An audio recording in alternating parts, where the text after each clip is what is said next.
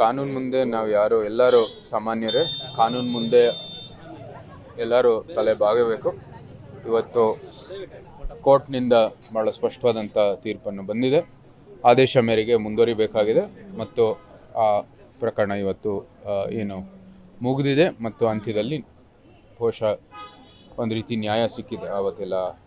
ಅವತ್ತು ಅನುಭವಿಸಿರ್ತಕ್ಕಂಥ ಏನು ಸಂತ್ರಸ್ತರಿಗೆ ನ್ಯಾಯ ಸಿಕ್ಕಿದೆ ಅನಿಸ್ತಾ ಇದೆ ಸರ್.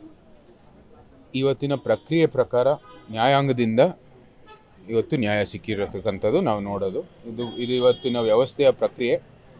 ಅದು ಇವತ್ತು ನ್ಯಾಯ ಸಿಕ್ಕಿರ್ತದ್ದು ಈ ಒಂದು ವ್ಯವಸ್ಥೆಯಲ್ಲಿ ಇದೇ ರೀತಿ ಆಗುತ್ತೆ. ಸಿಎಂ ಮತ್ತೆ ಡಿಸಿಎಂ ಇಬ್ಬರು ಕೂಡ ಏನು ಪ್ರತಿ ವಾರ ಈಗ ತಿಂಗಳಲ್ಲಿ 5 ಬಾರಿ ದೆಹಲಿಗೆ ಹೋಗಿ ಬಂದಿದ್ದಾರೆ. ಒಂದಷ್ಟು ಏನು ನಾಯಕತ್ವ ಬದಲಾವಣೆ ವಿಚಾರಗಳು ಕೇಳಿ ಬರ್ತಾ ಇದೆ. ಒಂದಷ್ಟು ಏನು ಚರ್ಚೆಗಳು ನೀವು ನಾನು ಆ ಪಕ್ಷದಲ್ಲಿಲ್ಲ. ನಾನು ಭಾರತೀಯ ಜನತಾ ಪಾರ್ಟಿ ಪಕ್ಷದಲ್ಲಿದ್ದೀನಿ. ನನಗೆ ಮಾಹಿತಿ ಇಲ್ಲ. ಎಲ್ಲ ಮಾಹಿತಿ ಇರೋದು ನಿಮ್ಮಿಂದಾನೇ ಬಂದಿರತಕ್ಕಂಥದ್ದು. ಮಾಹಿತಿ ಇದ್ರೆ ನಿಮ್ಮ ಜೊತೆ ಹಂಚ್ಕೋತೀನಿ.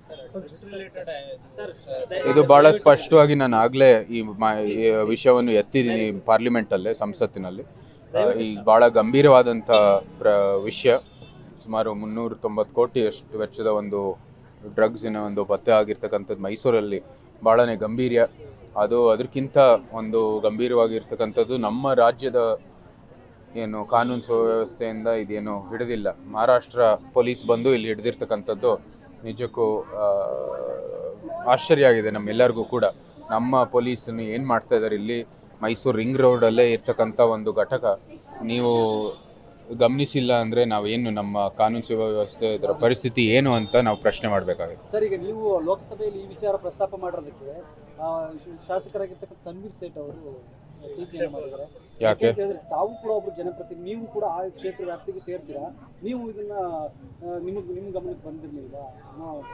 ಡ್ರಗ್ ಘಟಕ ನನ್ನ ಗಮನಕ್ಕೆ ಏನು ಬರುತ್ತೆ? ಅಲ್ಲ, ನೀವು ಕೂಡ ಒಬ್ಬರು ಜನಪ್ರತಿನಿಧಿಯಾಗಿ ನಮ್ಮ ಮೈಸೂರು ಮಾನಮರ್ಯಾದೆ ನೀವು ಅಲ್ಲೋಗಿ ತಗ್ದಿದ್ದೀರಾ ಅನ್ನೋ ಮಟ್ಟದಲ್ಲಿ ಮಾತಾಡಿದ್ದೀರಾ. ಪ್ರಥಮವಾಗಿ ಇದು ಮೈಸೂರು ಮರ್ಯಾದೆ ಪ್ರಶ್ನೆ ಅಂತಾನೆ ಅಲ್ಲಿಗೆ ಹೋಗಿ ಮಂಡಿಸಿರೋದು. ನಮ್ಮ ಮರ್ಯಾದೆ ಪ್ರಶ್ನೆ, ನಮಗೆ ಪ್ರತಿಷ್ಠೆ ಪ್ರಶ್ನೆ, ಅದಕ್ಕಾಗಿ ಮಂಡಿಸಿರೋದು. ರಾಜ್ಯದಲ್ಲಿ ಯಾರು ಆಡಳಿತದಲ್ಲಿದ್ದಾರೆ ಅಂತ ನಮಗೆ ಭಾಳ ಸ್ಪಷ್ಟವಾಗಿ ಗೊತ್ತಿದೆ. ರಾಜ್ಯ ಸರ್ಕಾರದಿಂದನೇ ಕಾನೂನು, ಲಾ ಆ್ಯಂಡ್ ಆರ್ಡರು ಅವರ ಅಡಿಯಲ್ಲೇ ನಡೆಯುವಂಥದ್ದು. ಅದು ಇಲ್ಲಿ ಅವರು ಕಾಪಾಡದೇ ಇರೋ ಕಾರಣಕ್ಕಾಗಿ ನಾನು ಅಲ್ಲಿ ಸಂಸತ್ನಲ್ಲಿ ಮಂಡಿಸೋದಕ್ಕೆ ನಮಗೆ ಅವಶ್ಯಕತೆ ಇತ್ತು. ಈ ಥರ ಟೀಕೆ ಮಾಡೋ ಅವಶ್ಯಕತೆ ಇಲ್ಲವೇ ಇಲ್ಲ. ದಯವಿಟ್ಟು ಬಂದು ಕೈ ಜೋಡಿಸಿ ಇಂಥ ಒಂದು ಪ್ರಕರಣಗಳು, ಇಂಥ ಒಂದು ಡ್ರಗ್ ಘಟಕಗಳು ಮೈಸೂರಿನಲ್ಲಿ ಅದು ಕಮ್ಮಿ ಆಗಬೇಕು. ಮೈಸೂರಿನಲ್ಲಿ ಇರಲೇಬಾರ್ದೇ ಇರ್ತಕ್ಕಂಥದ್ದು, ಇಡೀ ವಿಶ್ವದಲ್ಲಿ ಇಲ್ಲದೆ ಇರ್ತಕ್ಕಂಥದ್ದು ಒಂದು ವ್ಯವಸ್ಥೆಯನ್ನು ಮಾಡೋಣ ಅಂತ ಬದಲು ಟೀಕೆ ಮಾಡೋದ್ರಲ್ಲಿ ಏನು ಲಾಭ ಆಗಲ್ಲ ಯಾರಿಗೂ ಕೂಡ.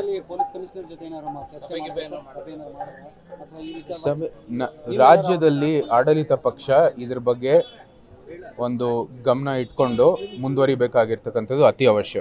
ನಮ್ಮ ಕಡೆಯಿಂದ ಕ್ಷೇತ್ರ ವ್ಯಾಪ್ತಿ ಆದರೆ ನಾನು ಎಲ್ಲಿಗೆ ಪ್ರತಿನಿಧಿ ಅಂತ ದಯವಿಟ್ಟು ನಿಮ್ಮ ಗಮನಕ್ಕೂ ಬರಲಿ. ಈ ಕ್ಷೇತ್ರದ ಜನತೆಗೆ ಭಾಳ ಸ್ಪಷ್ಟವಾಗಿ ಗೊತ್ತಿದೆ ಮತ್ತು ಕ್ಷೇತ್ರದ ಜನಪ್ರತಿನಿಧಿಗಳಿಗೆ ನಾವು ಸ್ಪಷ್ಟವಾಗಿ ಹೇಳ್ತೀವಿ, ಕೇಂದ್ರದ ಪ್ರತಿನಿಧಿ ನಾವು. ಕೇಂದ್ರಕ್ಕೆ ನಮ್ಮ ಜನತೆ ಆಯ್ಕೆ ಮಾಡಿರ್ತಕ್ಕಂಥದ್ದು. ನಾವು ಇಲ್ಲಿಯ ಸ್ಥಳೀಯ ಒಂದು ಏನು ಲಾ ಆ್ಯಂಡ್ ಆರ್ಡರ್ ಅಧಿಕಾರಿಗಳಿದ್ದಾರೆ ಅವ್ರ ಜೊತೆನೂ ಚರ್ಚೆ ಮಾಡ್ತೀವಿ. ಆದರೆ ರಾಜ್ಯದಲ್ಲಿ ಲಾ ಆ್ಯಂಡ್ ಆರ್ಡರು ರಾಜ್ಯ ಸರ್ಕಾರದ ಸಬ್ಜೆಕ್ಟ್, ಸ್ಟೇಟ್ ಸಬ್ಜೆಕ್ಟ್. ಅದು ಭಾಳ ಸ್ಪಷ್ಟವಾಗಿ ಎಲ್ಲರಿಗೂ ಗೊತ್ತಿರಬೇಕಾಗಿರ್ತದೆ ಅಂತ. ಆಡಳಿತ ಪಕ್ಷ ಯಾರು, ಆಡಳಿತ ಜನಪ್ರತಿನಿಧಿಗಳು ಇದ್ದಾರೆ, ಆಡಳಿತ ಪಕ್ಷದವರು, ಅವರು ಇದ್ರ ಬಗ್ಗೆ ಟೀಕೆ ಮಾಡೋದು ಬದಲು ತಮ್ಮ ಸರ್ಕಾರ ಏನು ಮಾಡ್ತಾ ಇದೆಯೋ ಇಲ್ವೋ ಅಂತ ಅವರು ಪ್ರಶ್ನೆ ಮಾಡಲಿ.